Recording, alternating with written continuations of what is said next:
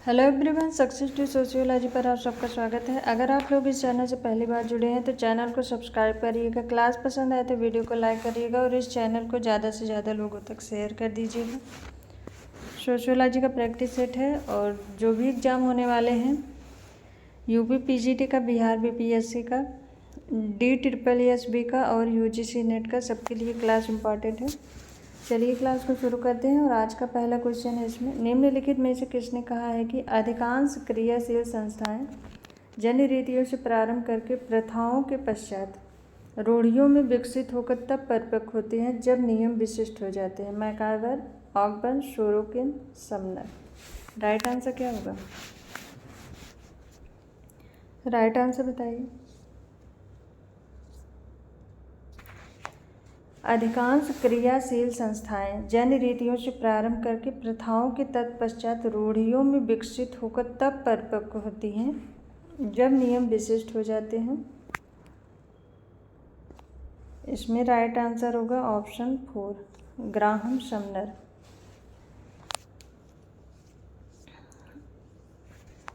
Graham Sumner ने संस्था के विकास को प्रस्तुत किया था और जिसके प्रमुख चरण में उन्होंने बताया था, सबसे पहले विचार या धारणा आती है, उसके बाद ये विचार धीरे धीरे आदतें बन जाती हैं, आदत जनरीत का रूप ले लेती है, जनरीत प्रथा का रूप लेती है और ये प्रथाएं लोकाचार या रूढ़ बन जाती हैं और ये रूढ़ियाँ लास्ट में जाकर संस्था का रूप ले लेती हैं।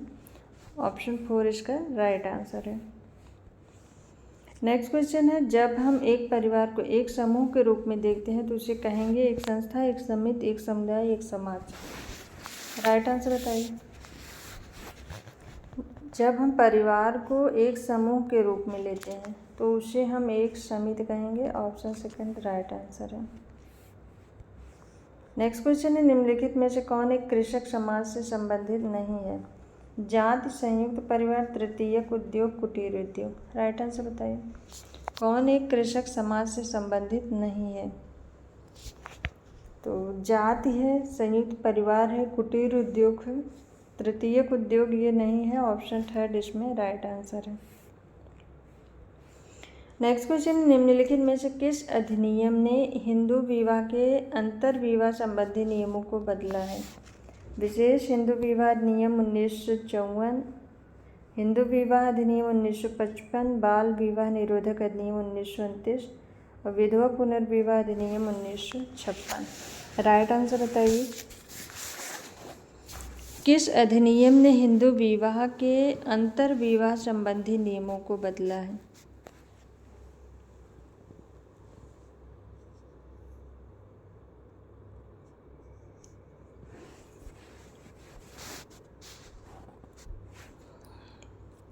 ऑप्शन सेकंड राइट आंसर है, हिंदू विवाह अधिनियम 1955। नेक्स्ट क्वेश्चन, परिवार को संघर्ष के एक केंद्र के रूप में किसने देखा है? Cornish, Marx, Murdock, Hartmann. परिवार एक संघर्ष का केंद्र है, ऐसा किसका मानना है?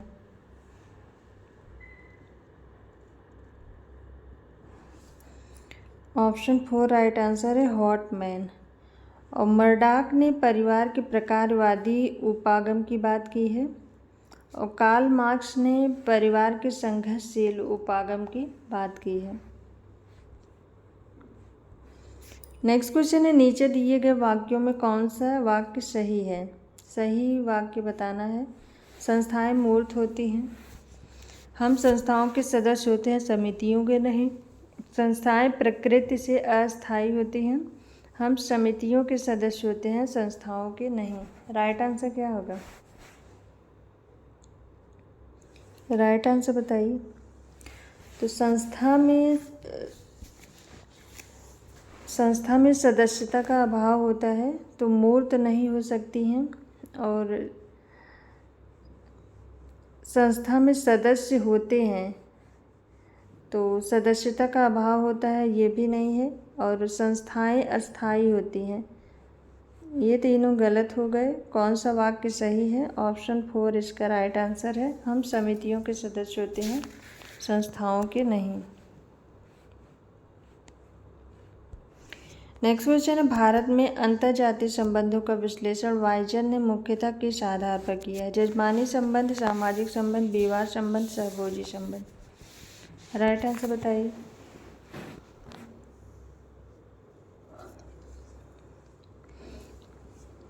W.H. वाइजर ने भारत में अंतर्जातीय संबंधों का विश्लेषण किस आधार पर किया है? जजमानी संबंध के आधार पर किया है। ऑप्शन फर्स्ट राइट आंसर है। नेक्स्ट क्वेश्चन है, परिवार सर्वाधिक महत्वपूर्ण प्राथमिक समूह है, स्वार्थ हित समूह है, संगठित समूह है, द्वितीयक समूह। राइट आंसर बताइए। परिवार सर्वाधिक महत्वपूर्ण प्राथमिक समूह है। ऑप्शन फर्स्ट राइट आंसर है। नेक्स्ट क्वेश्चन है, सीमेल के समूह के वर्गीकरण का आधार है? जनसंख्या की रचना, सामाजिक संबंध, सदस्यता की प्रकृति, आकार। सीमेल के समूह के वर्गीकरण का आधार क्या है? ऑप्शन 4 राइट आंसर है, आकार। नेक्स्ट क्वेश्चन है, गलत कथन का चयन करना है। भारत एक धर्मनिरपेक्ष राज्य है, संस्कृतिकरण एक प्रक्रिया है, हरित क्रांति ने कृषि उत्पादन में वृद्धि की है, आधुनिकीकरण पाश्चात्यकरण से भिन्न नहीं है। राइट आंसर क्या होगा? गलत कथन बताना है। ऑप्शन 4 राइट आंसर है, आधुनिकीकरण पाश्चात्यकरण से भिन्न नहीं है। नेक्स्ट क्वेश्चन, निम्नलिखित में से उस एक को चिन्हित करें जो ग्रामीण नगर दोनों के पारस्परिक प्रभाव को व्यक्त करता है। नगरीकरण, अंतर्देश, मलिन बस्ती, ग्रामीण नगर सातत्य। राइट आंसर बताइए। निम्नलिखित में से उस एक को चिन्हित करें जो ग्रामीण नगर दोनों के पारस्परिक प्रभाव को व्यक्त करता है। ऑप्शन 4 राइट आंसर है, ग्रामीण नगर सातत्य। नेक्स्ट क्वेश्चन है, निम्नलिखित में से जो संस्कृतिकरण की प्रक्रिया से संबंधित नहीं है उस पर निशान लगाएं। यह जाति समूह से संबंधित है, यह सामाजिक गतिशीलता की ओर संकेत करता है, इसके एक से अधिक आयाम है, यह ऋतु जनन संबंधी परिवर्तन है। राइट आंसर बताइए।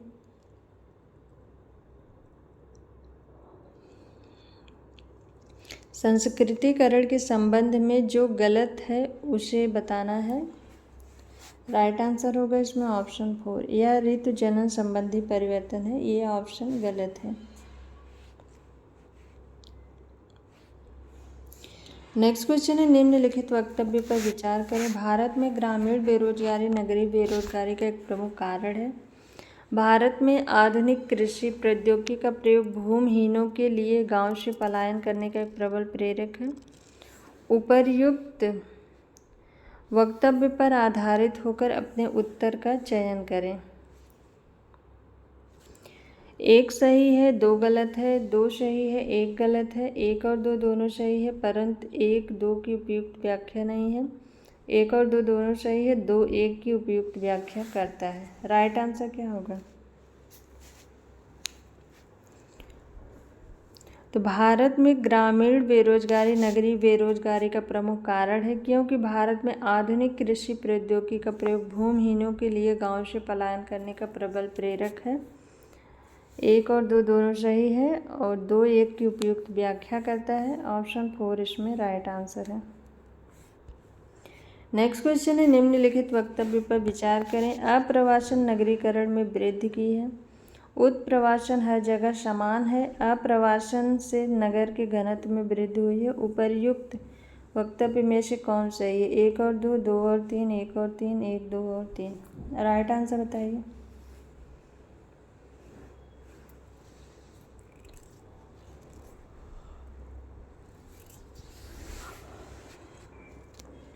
तो अप्रवासन नगरीकरण में वृद्धि की है, अप्रवासन ने नगरीकरण में वृद्धि की है, यह ऑप्शन सही है। उत्प्रवासन हर जगह समान है, यह ऑप्शन गलत है। और अप्रवासन से नगर के घनत्व में वृद्धि हुई है, एक और तीन इसमें सही है। ऑप्शन 3 राइट आंसर है। नेक्स्ट क्वेश्चन है, नगरवाद एक जीवन दर्शन है कि धारणा किसने प्रस्तुत की? लुईस विट, बर्गेल, बर्गिस, मैकेंजी। राइट आंसर बताइए। नगरवाद एक जीवन दर्शन है की धारणा किसने दी है? ऑप्शन फर्स्ट राइट आंसर है लुईस विर्थ ने। नेक्स्ट क्वेश्चन है, जब सामाजिक परिस्थिति का निर्धारण जन्म और आनुवंशिकता के आधार पर होता है तो इस प्रक्रिया को जाना जाता है वर्ण स्त्रीकरण, वर्ग स्त्रीकरण, खुला स्त्रीकरण, बंद स्त्रीकरण। राइट आंसर बताइए। जब सामाजिक परिस्थिति का निर्धारण जन्म और आनुवंशिकता के आधार पर होता है, ऑप्शन 4 राइट आंसर है बंद स्त्रीकरण। नेक्स्ट क्वेश्चन है, भारतीय संविधान में पिछड़े वर्ग का क्या आधार है? निर्धनता, परंपरागत व्यवसाय, भूमि जोत क्षेत्र, सामाजिक तथा शैक्षणिक पिछड़ापन। राइट आंसर बताइए। भारतीय संविधान में पिछड़े वर्ग का क्या आधार है? ऑप्शन 4 राइट आंसर है सामाजिक तथा शैक्षणिक पिछड़ापन। नेक्स्ट क्वेश्चन है, यह कथन किसका है? जब एक वर्ग कुछ दृढ़ता के साथ आनुवंशिक होता है तो हम उसे जाति कह सकते हैं। NK. Dutt, Ghurye, कूले, Risley. Right answer बताइए। जब एक वर्ग कुछ दृढ़ता के साथ आनुवंशिक होता है तब हम उसे जाति कहते हैं। ये है C.H. कूले का। ऑप्शन 3 इसमें राइट आंसर है। नेक्स्ट क्वेश्चन है, उस वर्ष को चिन्हित करें जिसमें समेकित ग्रामीण विकास कार्यक्रम को अमल में लाया गया था। 1980 में, 1981 में, 1982 में, 1985 में। राइट आंसर बताइए। उस वर्ष को चिन्हित करें जिसमें समेकित ग्रामीण विकास कार्यक्रम को अमल में लाया गया था। 2 अक्टूबर 1980 में। ऑप्शन फर्स्ट राइट आंसर है।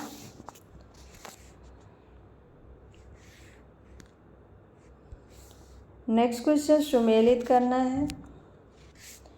स्थानीयकरण, सार्वभौमिकरण, संस्कृतिकरण, आधुनिकीकरण। और ऑप्शन में है 2 3 4 1, 4 2 3 1, 4 3 1 2 और 1 3 2 4। राइट आंसर बताइए। राइट आंसर होगा स्थानीयकरण लघु परंपरा से संबंधित है, सार्वभौमिकरण बृहद परंपरा, संस्कृतिकरण उच्च जाति की संस्कृति का विषयकरण और आधुनिकीकरण आधुनिक युग। राइट आंसर होगा इसमें 4 3 1 2। 4 3 1 2 ऑप्शन 3 इसमें राइट आंसर है। नेक्स्ट क्वेश्चन, समेकित विकास कार्यक्रम का प्राथमिक उद्देश्य क्या था? श्रम की समस्याओं के समाधान के लिए, ग्रामीण बेरोजगारी को समाप्त करने के लिए, कृषि उत्पादन में वृद्धि के लिए, निर्धनता उन्मूलन के लिए। राइट आंसर बताइए। समेकित विकास कार्यक्रम का प्राथमिक उद्देश्य क्या था? कृषि उत्पादन में वृद्धि था। ऑप्शन 3 राइट आंसर है। नेक्स्ट क्वेश्चन है, निम्नलिखित कथनों पर विचार करें। हरित क्रांति से भारत में कृषि उत्पादन में वृद्धि हुई है। भारत में कृषि प्रौद्योगिकी में बड़ी तेजी से विकास हुआ है। 1 सही है, 2 गलत है, 1 गलत है, 2 सही है, 1 और 2 दोनों सही है, 2 वास्तव में 1 की उपयुक्त व्याख्या करता है। 1 और 2 दोनों सही है, 2 वास्तव में 1 की उपयुक्त व्याख्या नहीं करता है। राइट आंसर बताइए। हरित क्रांति से भारत में कृषि उत्पादन में वृद्धि हुई है क्योंकि भारत में कृषि प्रौद्योगिकी में बड़ी तेजी से विकास हुआ है। ऑप्शन 3 इसमें राइट आंसर है। 1 और 2 दोनों सही है, 2 वास्तव में 1 की उपयुक्त व्याख्या करता है। नेक्स्ट क्वेश्चन है, उत्तर प्रदेश में सर्वप्रथम समाजशास्त्र का अध्यापन एवं शोध किस विश्वविद्यालय में प्रारंभ हुआ? काशी हिंदू विश्वविद्यालय, काशी विद्यापीठ, लखनऊ विश्वविद्यालय, गोरखपुर विश्वविद्यालय। राइट आंसर बताइए। उत्तर प्रदेश में पूछा है। उत्तर प्रदेश में सर्वप्रथम समाजशास्त्र का अध्यापन एवं शोध किस विश्वविद्यालय में हुआ? ऑप्शन 3 राइट आंसर है लखनऊ विश्वविद्यालय। नेक्स्ट क्वेश्चन है, आधुनिक भारत में सामाजिक परिवर्तन पुस्तक का लेखक कौन है? योगेश अटल, श्रीनिवास, के.एन. शर्मा, बृजराज चौहान। आधुनिक भारत में सामाजिक परिवर्तन social change in modern India, ये बुक है एम.एन. श्रीनिवास की। ऑप्शन फर्स्ट राइट आंसर है। नेक्स्ट क्वेश्चन है, किसके द्वारा समाज सामाजिक संबंधों का जाल है परिभाषित किया गया? पार्सन्स, दुर्खिम, मैकाबर एवं पेज, मर्टन। राइट आंसर बताइए। समाज सामाजिक संबंधों का जाल है, ये परिभाषा है मैकाबर एवं पेज की। ऑप्शन थर्ड राइट आंसर है। नेक्स्ट क्वेश्चन है, कार्ल मार्क्स ने सामाजिक परिवर्तन का कौन सा सिद्धांत दिया है? प्रगतिवादी, वर्ग संघर्ष, विकासवादी, प्रकारवादी। सामाजिक परिवर्तन का कौन सा सिद्धांत दिया है? कार्ल मार्क्स के अनुसार बताना है।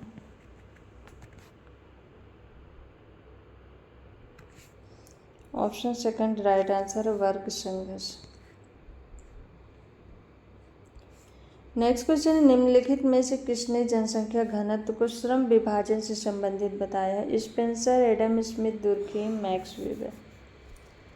श्रम विभाजन का प्रत्यक्ष संपर्क जनसंख्या के घनत्व से है, ये कहा है दुर्खीम ने। ऑप्शन थर्ड राइट आंसर है। नेक्स्ट क्वेश्चन है, अभिजात वर्ग के परिभ्रमण का सिद्धांत किसने दिया है? Auguste Comte, Karl Marx, Wilfred Pareto, Parsons. Right answer बताइए।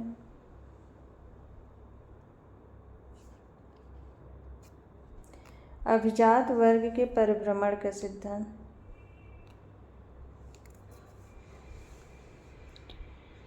ऑप्शन थर्ड राइट आंसर है, विल्फ्रेड पैरेटो। नेक्स्ट क्वेश्चन है, अगस्त कॉम्ट ने समाज के अध्ययन को विभाजित किया। अधिसंरचना, अधोसंरचना, सामाजिक स्थिति विज्ञान तथा सामाजिक गति विज्ञान, अंतः समूह तथा बाह्य समूह, उपरोक्त में से कोई नहीं। राइट आंसर बताइए। अगस्त कॉम्ट ने समाज के अध्ययन को विभाजित किया है सामाजिक स्थिति विज्ञान और सामाजिक गति विज्ञान में। ऑप्शन सेकंड राइट आंसर है।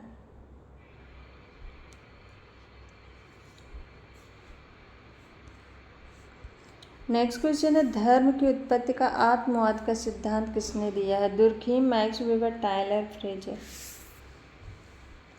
धर्म की उत्पत्ति का आत्मवाद का सिद्धांत, आत्मवाद या जीववाद या एनिमिज्म, टायलर ने दिया है। ऑप्शन थर्ड राइट आंसर है। सो आज की ये क्लास यहीं तक। आई होप आप सबको ये क्लास पसंद आए। क्लास पसंद आए तो वीडियो को लाइक, शेयर और सब्सक्राइब करिएगा, और किसी क्वेश्चन में डाउट हो तो कमेंट करके ज़रूर बताइएगा। Thank you.